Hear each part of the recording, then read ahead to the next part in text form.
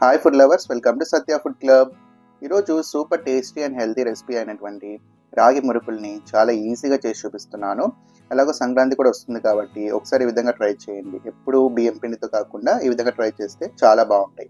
ఈ రెసిపీ ఎలాగో చూసే ముందు మన ఛానల్ ఫస్ట్ టైం చూస్తున్న వాళ్ళు వెంటనే సబ్స్క్రైబ్ బటన్ క్లిక్ చేసి బెల్ ఐకాన్ క్లిక్ చేయండి. నోటిఫికేషన్స్లో ఆల్ని క్లిక్ చేయండి. దానివల్ల నేను చూపించే ప్రతి రెసిపీ మీరు మిస్ అవ్వకుండా చూడొచ్చు. ప్లీజ్ సబ్స్క్రైబ్ చేసుకుని సపోర్ట్ చేయండి. ఇంకా ప్రాసెస్ చూసేద్దాం. ముందుగా స్టవ్ ఆన్ చేసి ఒక కడాయి పెట్టుకోండి. ఫ్లేమ్ని మీడియం ఫ్లేమ్కి అడ్జస్ట్ చేసుకొని ఇప్పుడు డీప్ ఫ్రైకి సరిపడా ఆయిల్ వేసుకోండి. ఈ ఆయిల్ని ఒక సైడ్కి పెట్టేసేయండి. ఇప్పుడు ఇంకా నెక్స్ట్ వచ్చేసి ఒక మిక్సింగ్ బౌల్ తీసుకోండి. ఇందులోకి నేను ఇక్కడ 3 కప్స్ వరకు రాగి పిండి తీసుకుంటున్నాను. ఈ రాగి పిండిలోకి ఒక హాఫ్ కప్ వరకు బియ్యం పిండి వేసుకోవాలి. 3 కప్స్ రాగి పిండికి హాఫ్ కప్ బియ్యం పిండి వేసుకుంటున్నాను. మీరు ఇక్కడ పొడి బియ్యమే మిక్సీ పట్టేసి జల్లించుకుంటే సరిపోతుంది. ఒక హాఫ్ కప్ వరకు ఉంటుంది. నెక్స్ట్ వచ్చేసి ఇందులోకి 1 కప్ వరకు పుట్నాల పప్పు ఉంటుంది కదా, మిక్సీ పట్టేసి జల్లించుకొని తీసుకుంటున్నాను. పప్పులు అంటారు కదా అది. అలాగే ఇందులోకి ఒక 2 స్పూన్స్ వరకు తెల్ల నువ్వులు కూడా వేసుకోండి. ఇప్పుడు నెక్స్ట్ వచ్చేసి ఒక స్పూన్ వరకు వామని ఇలా చేతిలో వేసుకొని ఇలా నలిపి వేయండి. అప్పుడే మనకి ఫ్లేవర్ బాగుంటుంది. అలాగే నెక్స్ట్ వచ్చేసి ఇందులోకి ఒక స్పూన్ కారం వేసుకుంటున్నాను. అలాగే ఒక హాఫ్ స్పూన్ వరకు సాల్ట్ వేసుకోండి.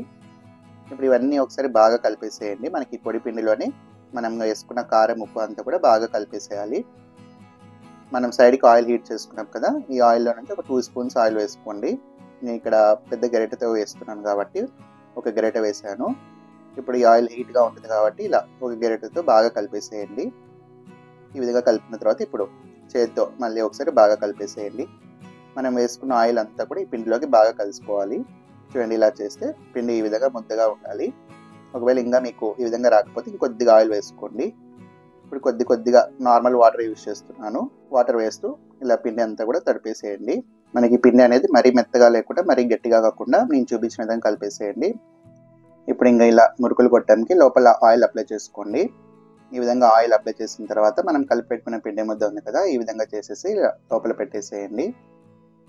ఇప్పుడు టైట్ చేసుకొని ఫస్ట్ టైం చేస్తున్న వాళ్ళైతే ఇలా ఒక గరిటెకి ఆయిల్ అప్లై చేసి ఇలా చిన్నగా మురుకుల్లా వేసేసి, ఆయిల్ అనేది వేడిగా ఉండాలి. హై ఫ్లేమ్ పెట్టేసి వేసేయండి.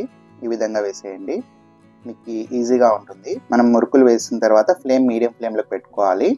మనకి ఆయిల్ బబుల్స్ అంతా పోయిన తర్వాత ఇలా తీసేసుకుంటే సరిపోతుంది. మళ్ళీ వేసేటప్పుడు హై ఫ్లేమ్ పెట్టండి. వేసిన తర్వాత ఫ్లేమ్ని మీడియం ఫ్లేమ్కి అడ్జస్ట్ చేసి ఈ విధంగా బబుల్స్ అంతా తగ్గిపోయిన తర్వాత ఇంకొక వైపు తిప్పుకొని ఈ విధంగా మళ్ళీ కొద్దిసేపు ఫ్రై చేసుకుంటే సరిపోతుంది. మీరు ఇలా డైరెక్ట్గా కూడా వేసేయచ్చు.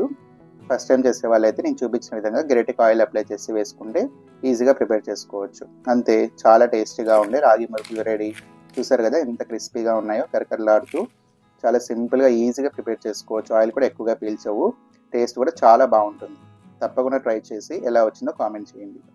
మీకు ఈ రెసిపీ నచ్చిందని అనుకుంటున్నాను. నచ్చినట్టయితే ఈ వీడియోని లైక్ చేయండి. ఇలాంటి మరెన్నో టేస్టీ రెసిపీస్ కోసం పక్కన సబ్స్క్రైబ్ బటన్ క్లిక్ చేసి బెల్ ఐకాన్ క్లిక్ చేయండి.